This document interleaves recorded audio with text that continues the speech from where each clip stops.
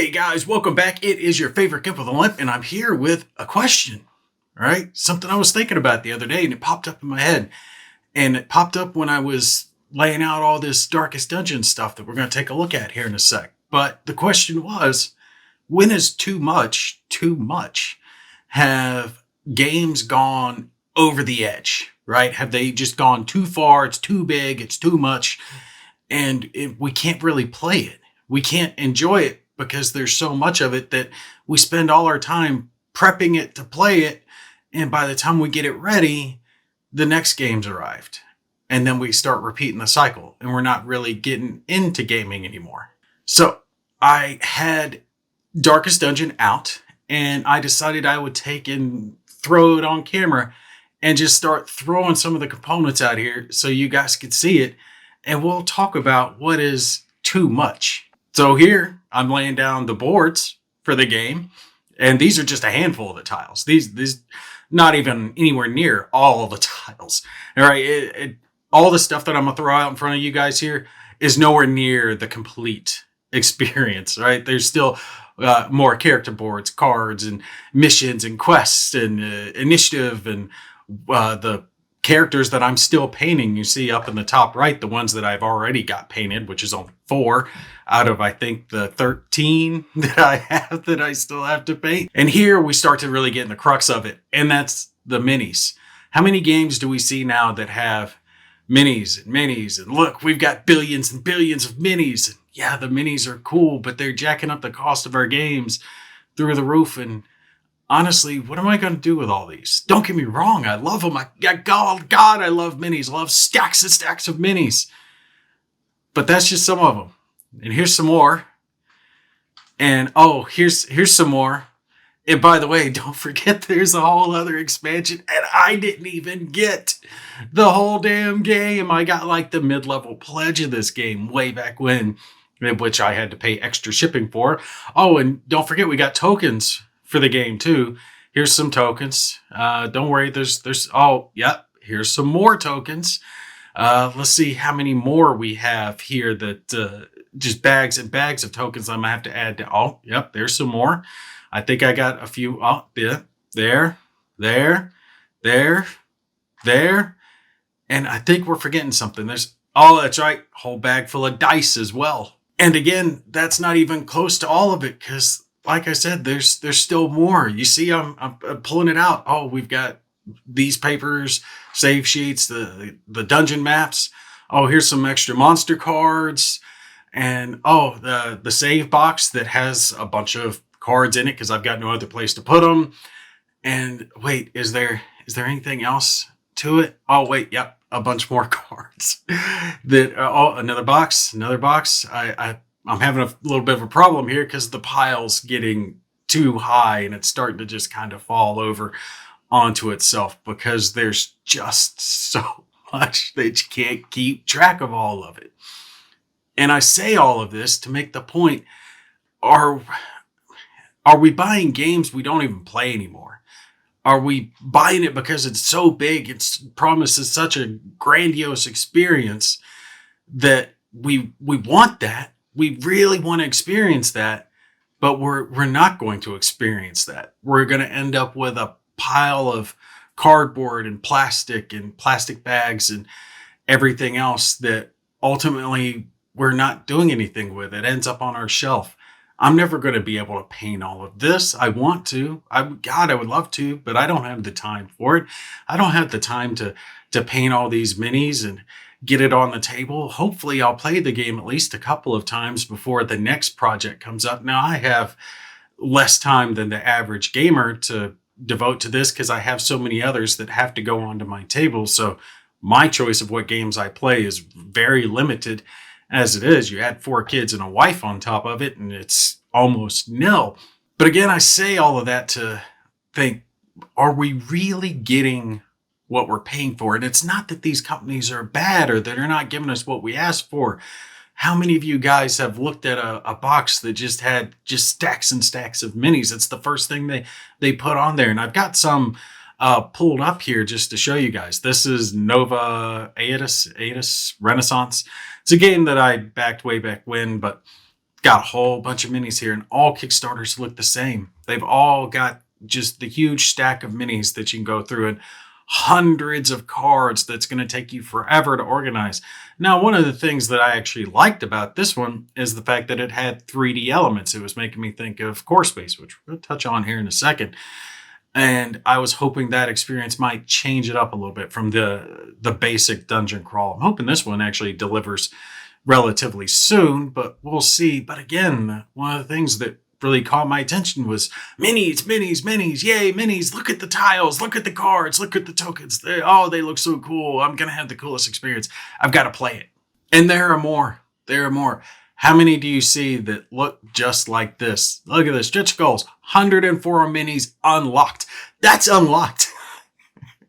That is not the ones that come for the game. That's the ones that are unlocked to be added to the game. And yeah, I pledged for this one too. I think I did the $1 originally. I had to wait till I had a few extra bucks to get it. I think I got the core pledge. I forget what it was, but big monster game looked really cool. Had, big monsters prowling through a city and blowing stuff up in their little armies here. But again, I mean, look at this. The total apocalypse, which no way in hell I would ever get because it's just too much. But $500 for a buttload of minis that more than likely are going to end up on our shelves that we're not going to paint. I'm not saying the experience is bad. I'm not saying the game's bad. I'm sure the game's cool. I'm very much looking forward to it. I'm looking forward to all of these games. But are our eyes bigger than our stomachs here? Are we looking at the minis as the end all be all and ending up not getting the experience we're really paying for because we want too much? We see too much. It's all too much now. And even the costs that have gone through the roof, right? Think about the shipping costs for all of these games. And then now the production costs. The latest Zombicides I didn't even back because I couldn't afford them. The cost had gone way, way too high. There were some games, I'm not going to get on to naming all of them, but they were approaching the thousands, right? 4-digit figures for the game that, I'm sorry, I don't care how good of an experience you're providing. It's just not going to be worth it at that cost. But again, as another example, this is Earth Under Siege. Says the same thing right there at the desktop or the top of it that so many Kickstarters say nowadays. Funded in X minutes, X hours, and look at all the minis. That's the right there in our faces. Just mini, mini, mini, mini, mini. And yeah, we love them. Minis are cool. We want the minis. And it doesn't change if you're a wargamer. If you're a wargamer, it's counters instead of minis. Oh, this one has 5 sheets of counters, 10 sheets of counters. It has, and for those who don't know, just on the off chance you're not a wargamer, counters are the little cardboard bits that represent your units. There's some games out there that have like 10,000 counters in it. You'll never be able to organize them all. It's not going to happen. It's the same thing with these minis. It's impossible to paint all of them. So what do you end up doing? You end up playing with the blank plastic, which you end up not liking as much unless that doesn't bother you. It bothers me.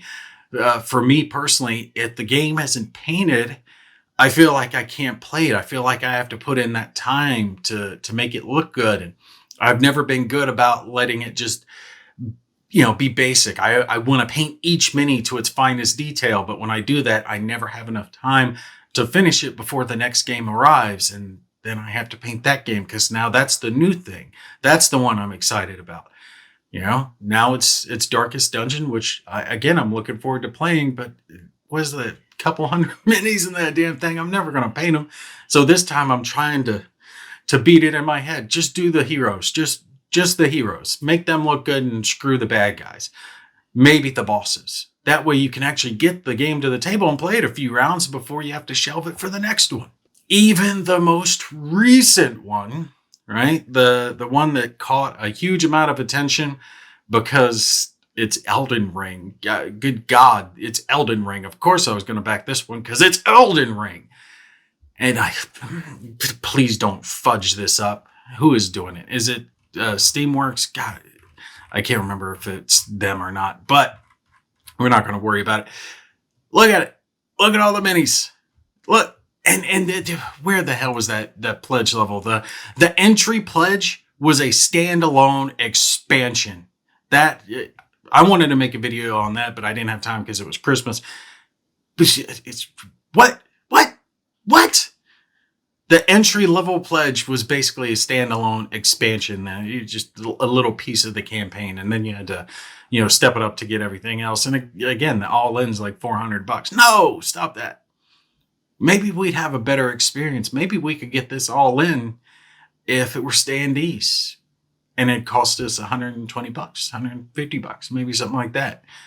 Maybe we don't need all this plastic in our lives. Maybe we don't need these huge stacks of minis that look cool. They look awesome. But how many of us gamers have all those boxes on our gaming shelves that are going to be there for years and we'll never get back to painting them? We'll never get back to playing them. And there's always going to be something else that catches our attention. Maybe we need to start looking at different things, something that offers us a different experience to get a more enriching and fulfilling experience with our gaming time, rather than just looking for the next big thing that just has the stacks and stacks and stacks of minis and tiles and tokens and cards and all the other stuff that we're never going to play. Now, in speaking to that, I'm going to call out a game that I think does it right. And I'm hoping they stay with what they're doing, right? And that's Core Space, because Core Space has the minis. But their claim to fame has never been stacks and stacks and stacks of minis. It's been the experience, the ways you can play the game, the terrain of the game, and the fact that it's 3D terrain. Now, if you look here for our Core Space pledge, the Kickstarter they did, it was at a relatively reasonable cost. You got the core game, you got a handful of miniature type expansions, but they weren't 50 minis in every expansion. It was 3, 4, maybe 5 that came with it. Wasn't too much. Others that added real depth to the game, like the ship expansion or the backpack and larger weapon expansion that came with it, right? It changed up that gameplay. And again, they focus more on different types of experience with what I would say is quality neoprene mats and 3D type terrain. This looks so much better on my table when I'm playing it, rather than just another flat game with its tiles or with its map and a bunch of minis that are half painted and unfinished that I'm trying to play as much as I can before I move on to the next one that comes along.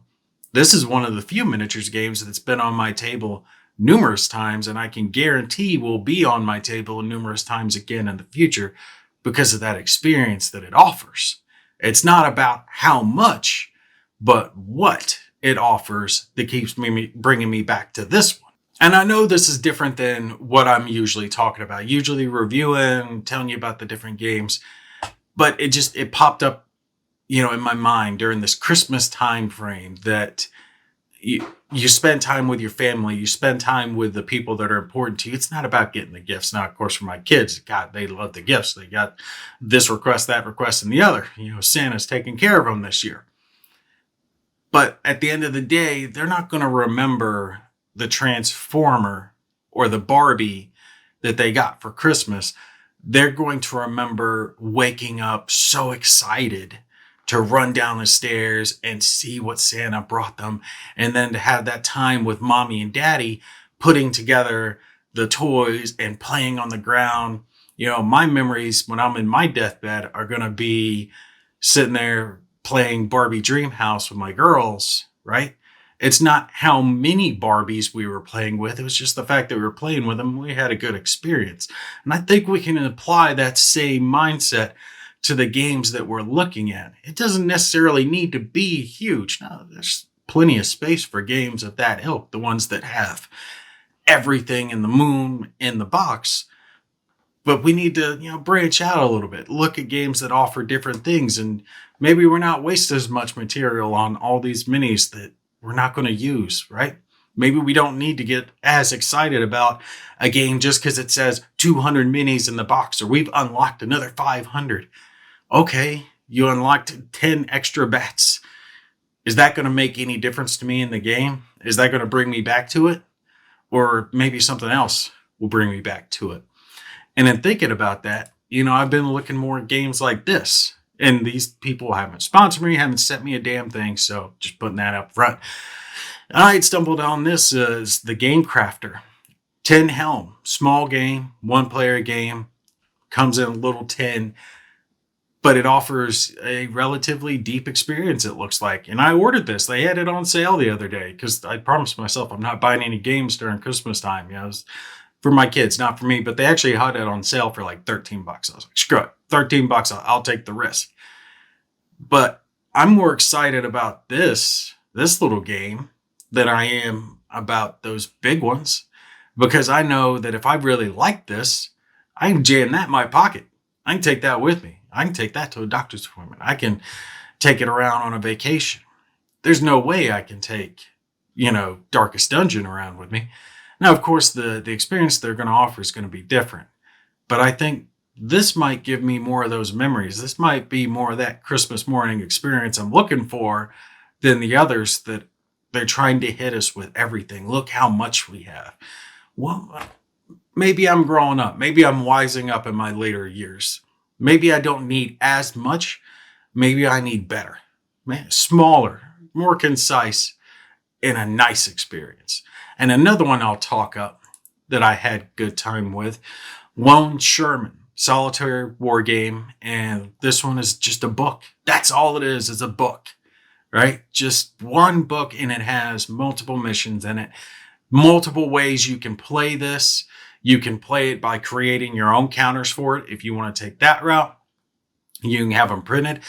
You can play directly in the book. You can have the sheets laminated and draw it if you want to do that way, or even take a picture of it with your tablet and use a stylus and draw it on that way, right? So many different ways to play the game, but a cool experience. Nice, small, compact, but something that's going to stick with me, something that I could get back to my table more often. That smaller, compact experience that I'm going to enjoy and be able to repeat more than once.